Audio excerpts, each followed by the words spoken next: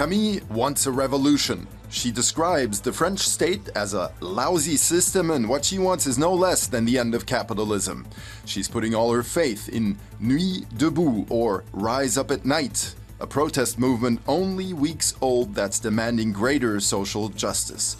Now Nuit Debout intends to join France's unions in calling a general strike. Do Camille and her fellow activists have a shot at awakening the French revolutionary ardor? Et qu'on y aille tous et toutes ensemble. Merci.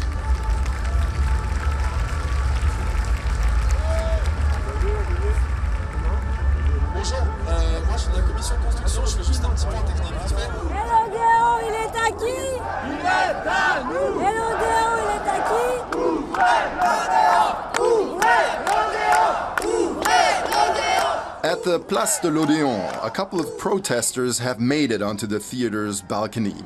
But Camille and others want to get inside so they can hold a general assembly. They have to get past the riot police surrounding the building. Camille makes the first move.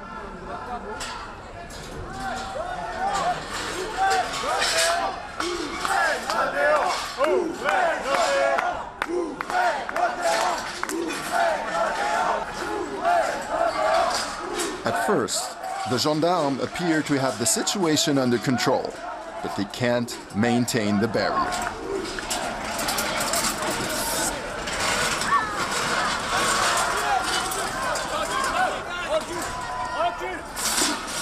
They resort to tear gas to drive the protesters back.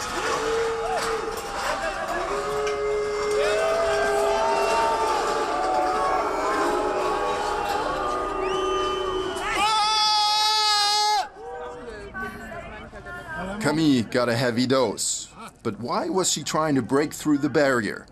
She's at no loss for an answer. Pour lutter. To fight against their system. Tear gas feels awful.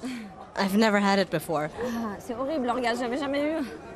Tu veux de l'eau? Would you like some water? I hope it goes away. It burns. Camille is the 43-year-old's nom de guerre. Many of the activists have aliases, often the same one for many. Part of Nuit Debout's message is that everyone's equal. There are no bosses, and the goal is revolution. Je veux qu'on chasse les patrons. I want to drive out the bosses.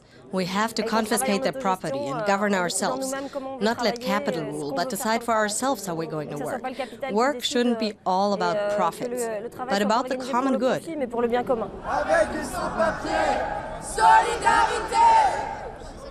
So far, the revolutionary fervor has not spread to the masses at large. So, Nuit Debout is looking to join forces with other activists. From the theater's balcony, they protest against the gutting of the state unemployment insurance for artists. Camille believes this week could be crucial for the future of the movement. Will it be revolutionary or just on the fringe? Only an open-ended strike can pressure the government or even bring it down. Normally, people strike for one day. The government doesn't care about that, even if millions of people collect in the streets. To reach the government and the bosses, we have to blockade the country's economy.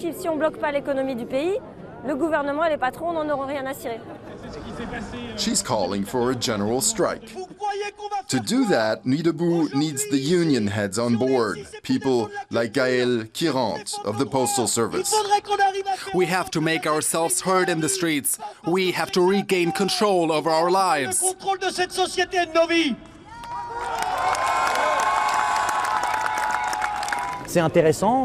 What's happening here is interesting and a little scary. But to put some teeth into the movement, we need the students, the activists of Nuit Debout and the workers to join forces. If they do, then the government will be in a very tight spot. The strike is set to begin 2 days later. Camille uses every minute she has available to try to get people mobilized. On the subway floor, she scribbles a call to strike.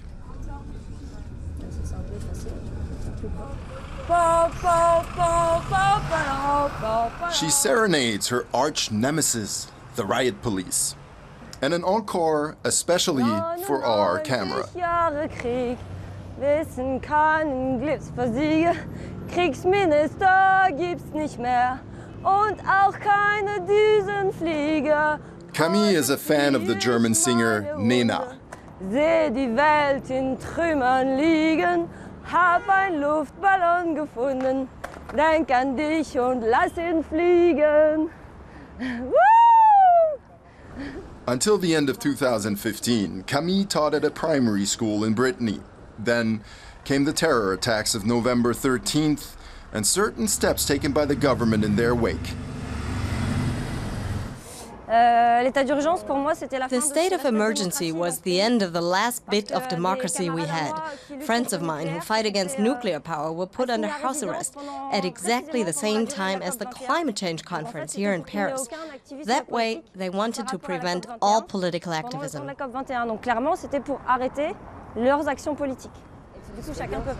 France's left is deeply disappointed with the socialist government. Here on the Place de la République, the epicenter of Nuit Debout, that disappointment is heard and seen everywhere.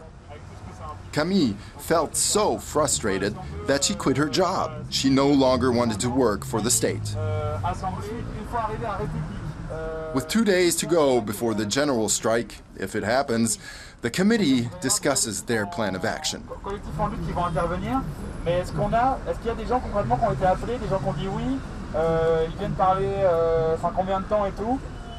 Meanwhile, Camille tries to find out if the committee she's actually looking for really is here. I can't see the banner of the General Strike Committee.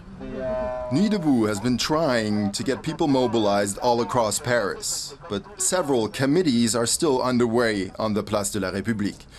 The organization can be confusing, and some people are saying the message needs to be clearer. Even so, the movement's achieved some results. The government has watered down its planned liberalization of the labor market. The state is worried because we might topple the system. If the workers join forces, they can oust the oligarchs and the employers. We have the know-how, the ability, and the energy. All they can do is eat, sleep, and get rich at our expense. They have no productive abilities. Some might disagree, but one thing is certain: when France's youth rises up, the political establishment gets worried, as the student revolts of 1968 showed. These activists see themselves as the legitimate heirs of those students.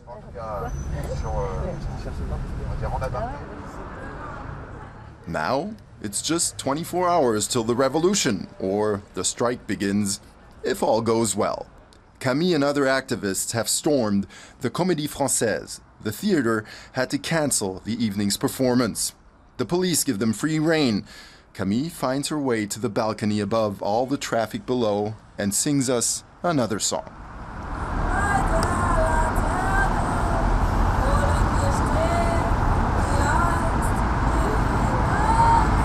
She's been sleeping on a couch of friends of hers in Paris, but not tonight. The occupiers settle in for a long night, with provisions delivered by rope. Nuit Debout lives up to its name. Vas-y doucement, hein. Doucement, doucement.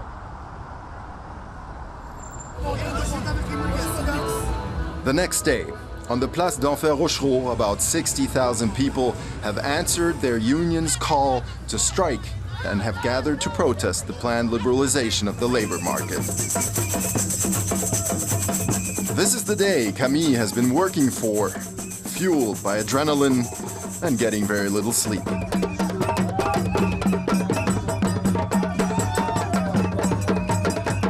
Her life as a primary school teacher is far away. She never wants to return to that prison, as she calls it.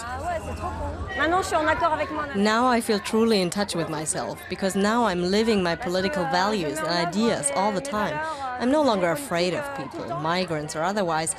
I'm no longer afraid at all. That's very good. J'ai plus peur de personne en fait. Et ça c'est trop bon.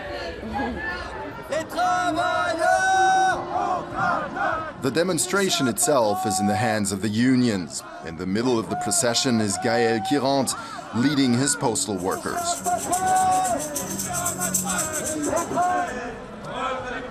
Camille drums people together for the Nuit Debout rally to be held later on the Place de la République. Not everyone here supports the movement. Yeah, we're not joining the official part of the procession, although we're unionists. Yes, because the ones back there don't want to know about the common points in our struggle. Everyone for themselves. Oh, that's annoying. Another thing that keeps many sympathizers at a distance is the risk of rioters getting violent. Suddenly, clashes break out. Several demonstrators and police officers are injured.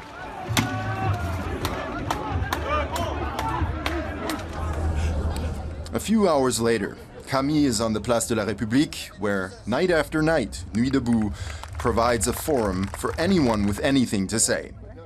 Camille is tired. She has battle fatigue. I slept for 3 hours last night and not at all this afternoon. I don't know how long I can keep going. During the night, I wrote a song and a poem. Word comes through that the strike will not be continued for now. Even so, Camille seems content. We're still at the beginning.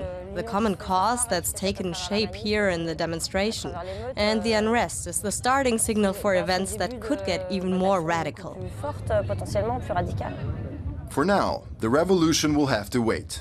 But there are social issues and more than enough dissatisfaction with the government.